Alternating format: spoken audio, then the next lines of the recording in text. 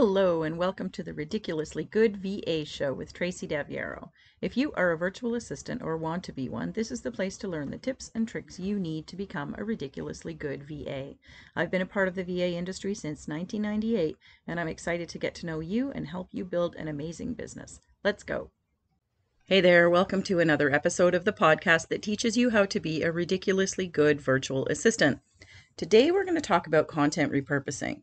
Your time is valuable, and so we want to make sure that the content that you create for your marketing works hard for you. Today's quote is from Rebecca Radice, and she says, "The beauty behind content repurposing, you get more mileage out of your content, a higher impact, and all at a lower cost. In other words, more bang for your marketing dollar." Like I already said, we want your content to work hard for you. It should never be a one and done. And in this episode, I'm going to share how you can easily repurpose yours. Let's go. You probably hear it all the time. As a virtual assistant, you should be blogging. You need to be posting on social media every day. Your clients need to see you, to know about you, and to know that you can help them. I tell you guys all of these things all the time. But many VAs struggle with creating content that helps get their VA business in front of their audience. I bet if you added up all the time you spend marketing, it's more than 5 or 10 hours a week. Are you getting clients from what you're doing? If not, then you need to make some changes to your strategy. If you aren't blogging, first I'm going to tell you that you should start, even though it isn't the only way that you can create content.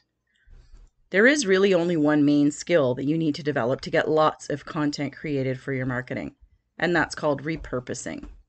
Repurposing content quite simply means to reuse something that you've already created in a slightly different way, and I'll explain how to do that.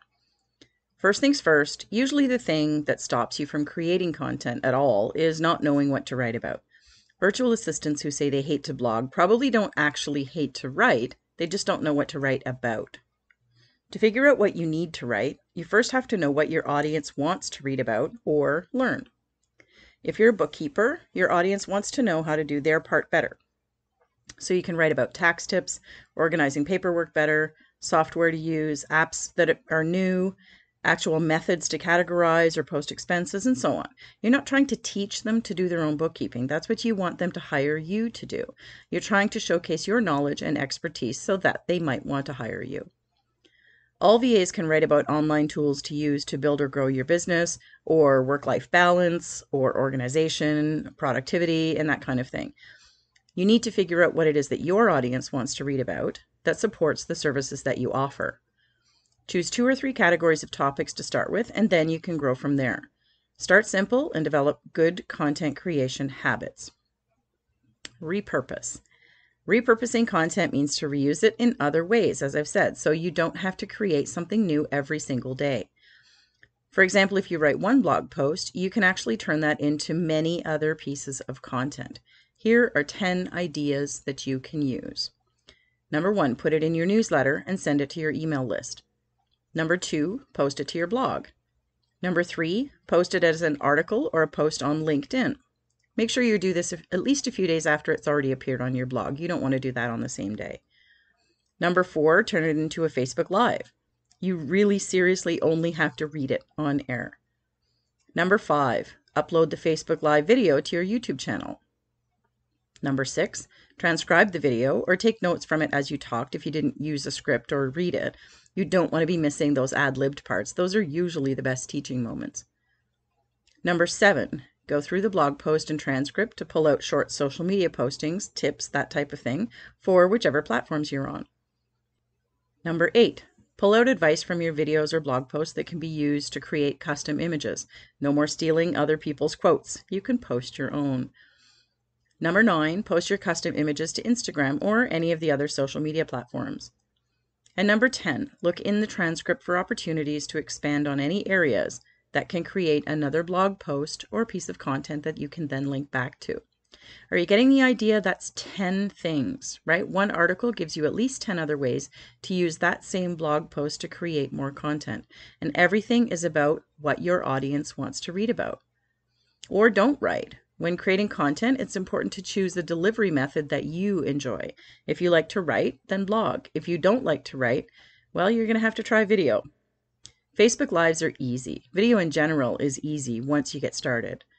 If you prefer doing video, then start there and use the transcript to create a blog post. Look at your blog posts or videos so far. Have you written something once, posted, and thought that was enough? It's actually not. I challenge you to take an existing blog post this week and repurpose it using the steps I described earlier. One thing it will do is show you how much of your efforts you're missing out on. The other thing it'll do is let you figure out your favorite way to create content. I used to love writing. It was my favorite way to communicate. Now, clearly, it's my podcast. I record. I also still love doing video, but the podcast is super easy for me and I really enjoy it. We all have the same amount of time to market our business. Doesn't it make sense for you to make the most of your time to do yours?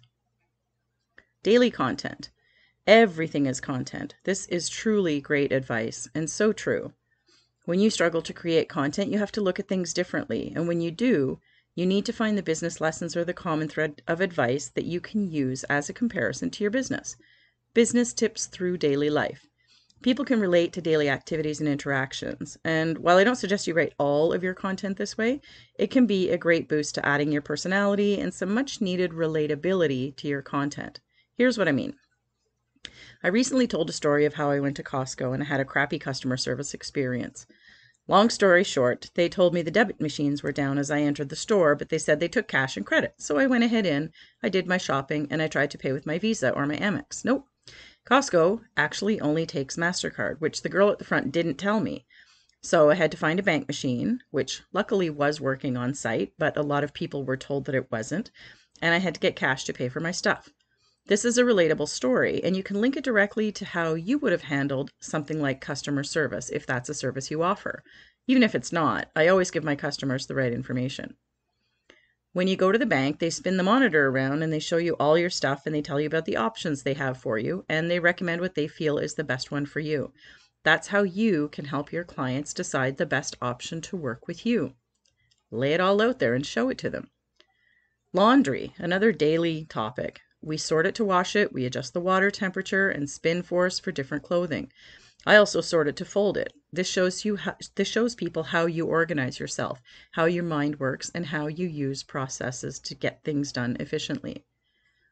Client stories are also great things to use in your content. Tell people what the client was experiencing before they started working with you and how you helped them. The more clients you have, the more you can use this kind of content.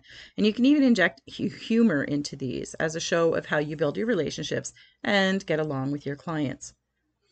I was recently talking with a client about repackaging and repurposing content. I had suggested that it would be a good idea to take an audio from a teleclass and repackage it into several other pieces that the client could use in her marketing. Repurposing. She didn't understand why I would suggest doing that. The audio itself was content, so why didn't we just blast the link out for everywhere so that people could opt into it and therefore get the material, no extra work required. But it's really important to realize that people take in their information in all different kinds of ways. In order to reach them, you need to find the way that speaks directly to them. I love chocolate, for example, but I'm not like most people. I like milk chocolate the best. You can give me the best Belgian chocolate you can find, and I'll just go, I still prefer a Mars bar. I don't really even like dark chocolate at all. Even though there are all types of chocolate, I prefer the more common kind versus the higher end, better quality, more expensive, apparently, type. And I don't really like cinnamon. Not a big fan of cinnamon buns. I think everybody uses too much of it when they put it in apple pie. And I don't really like a lot of other ways most people use it. I don't really like cinnamon hearts, cinnamon gum, or cinnamon toothpaste, but I digress. After saying that, I always put a pinch of cinnamon in my turkey gravy when I'm cooking, and I do like the Cinnabon cereal bar. I don't really know why, and not cinnamon buns, but I do. It doesn't seem to burn like the other things do. So again, repackage your cinnamon, and I can actually say that I like it, but not in all cases, and the same is true for your clients and how they like to take in their information. These are kind of silly but true examples of how to look at something from another angle and see it from someone else's eyes. All the people in the world that love apple pie, they love pumpkin pie with tons of cinnamon in it, they like it. And so everybody is different, right? In the quest for our ideal client's attention, we have to be aware that not everyone is looking for the same thing, but if you package it differently, they might just hear what you're saying and like it. So if you take that audio and you break it down into 6 blog posts or 1 article or 3 videos, it's still the same content, but it's a different way for someone to find it and take it in. My clients thought of sending the audio out more places was a smart idea, but by putting it into 3 or 4 new formats, we could reach people in different ways, and that could just make them jump up and pay attention. So let's take a look again at Rebecca Radice's quote for the day. The beauty behind content repurposing is getting more mileage out of your content, a higher impact, and all at a lower cost. You can do all of this and make your marketing time that you're putting in work better for you. We talk about repurposing as a way to reuse, but it's also helps you to make sure you don't have exactly the same content in every place that you're posting. You can have all the same, those 2 or 3 categories, use those. You'll have the same theme going through your social media, going through your email, going through, your LinkedIn, all those kinds of places, but you're going to have completely different content. And the list of 10 things that I gave you, you can do 30 easily. I think it's Gary Vee who does 1 video every single day, and his staff actually breaks it up into 100 pieces of content every single day. And he has lots of content everywhere, but you're not going to see the same thing like my client's same posted link for her audio. It's different everywhere, but it still talks about the same thing. It really expands your expertise. And of course, the client stories and the laundry and the cinnamon and all that kind of thing. Those are just interesting things that you can bring your personality into your content. So it is really important to be looking for opportunities to stand out, to be individual, to, be different than everybody else by being personable and being relatable. So take your content, make sure that you are creating regularly, and make sure that you are working with a strategy that's going to work for you. What do your people like? Create more of that, and your time will be used so much more wisely. Try it for yourself, and be sure to measure your results so you know what your audience is responding to. Don't just do things for the sake of doing things. I don't know everything, and I get help in my business all the time with the things that I don't know. You can too. I want you to know that I can help you do this stuff in your business. I can help you with your marketing. That's literally the reason I'm here, to help you become a ridiculously good VA.